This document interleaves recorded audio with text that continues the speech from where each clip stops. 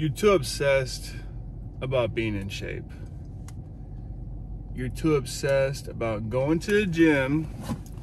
You're too obsessed on maintaining your physical appearance.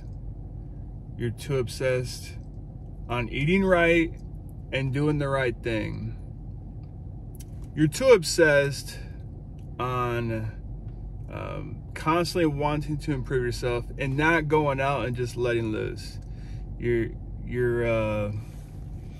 should be normal. You should be like everyone else. And the fact that you can't take a day off or you can't relax is a big issue. You need to fix yourself. All right, real quick for you guys that don't know me, my name is Josh Parker, former Green Beret, spent 13 years in the Army, deputy sheriff, been a cop for about 4 years. People know me at work and my personal life as someone that takes fitness very serious. I take a lot of things serious, but my number one thing has always been, my family, my kids that I'm raising, and my fitness. I'm obsessed, if you will, about feeling good and doing the right thing, right? And I've always been obsessed about it. I've always sought out how to eat the best foods and finding the best workouts, creating my own workouts. And with that, a lot of people have come to me over the years asking for advice.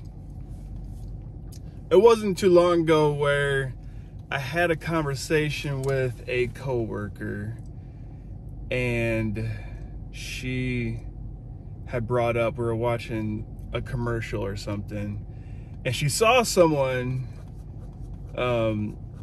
I can't remember the guy's name, Chip and Joanne, right? I love that show. The dude's hilarious. And we were talking about it, and she brought up, man, he is hot, right? He is fine. I was like, I mean, he's funny, and I can see why women be attracted to him, because, people like a sense of humor and stuff. But she was talking about, like, he had a fine body. I was like, pretty sure he even makes fun of his own body in a lot of the shows, right? He's got a gut, and nothing wrong with that, dude. To each their own. If that's what you want, whatever. And but we got into this argument, and it ended up turning into a heated argument, and only because I was like, I shot back with, I mean, he's funny or whatever. And she goes, no, he's hot. I'm like, hot? I was like, dude's got a dad bod. And she goes, dad bods are hot. I'm like, bullshit. And she said, nope, I would choose him over anyone else. A body like that over anyone that's in shape. And I said, bullshit.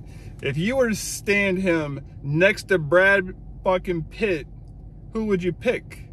And she's like, I'd pick him still. I'm like, you're full of shit. And I know the reason why she's picking him. And I'm guessing, I'm not saying everyone's the same, blah, blah, blah. But, I mean, it's pretty easy to know that most people are going to pick Brad Pitt, right? And I feel like she's just sticking to her guns because she's trying to prove a point that this dude can be hotter than Brad Pitt, to her opinion. She's like, everyone's not the same, which I get. Everyone's got their own thing that they're into. But generalizing, right? Overgeneralizing, but people are naturally more attracted to someone that's in shape. And they could say, oh, I love my husband's dad bod. A lot of times that's speaking on their insecurities. And I'm not talking shit, but a lot of times when people say that they're more attracted to dad bods, that's because they might be having their own insecurities about their bodies, right? So I know it's gonna ruffle some feathers, but we were talking and the conversation kept going. I'm like, no, there's no way you would pick this dude. We're talking just body. I'm not talking personality. We're talking about just body, and I made that clear.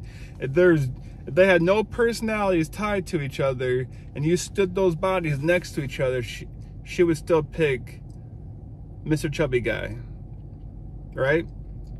Because there's no personalities involved. And I was calling her on her bullshit. If any person, I mean, most people out there would pick the more athletic, in shape person over someone that looks like they don't take care of themselves. So it got heated. She was adamant. I was like, okay, whatever, dude. I don't believe you, but whatever.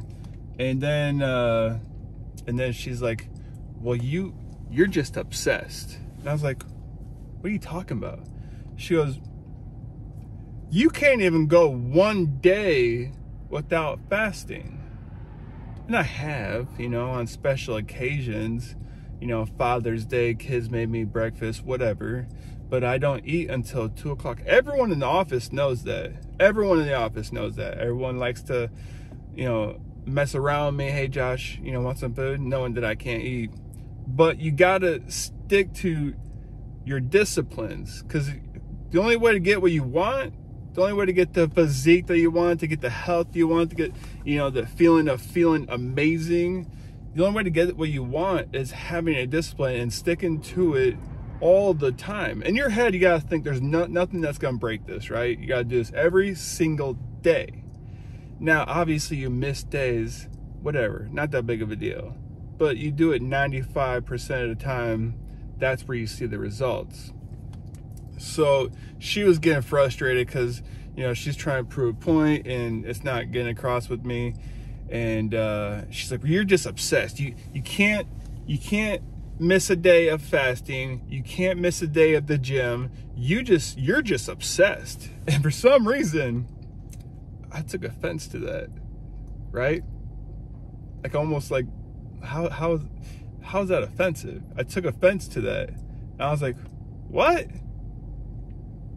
And so I was surprised that she took me as being in good shape as a bad thing. And I feel good, dude. It's not like I'm doing stuff bad to my body. I feel good most of the time. Like, I'm in pain because of the Army and what I did in the Army. But me feeling good, I would rather keep that feeling all day longer as long as I keep going. So that's why I fast, because I feel amazing. And she's trying to make me feel bad for that.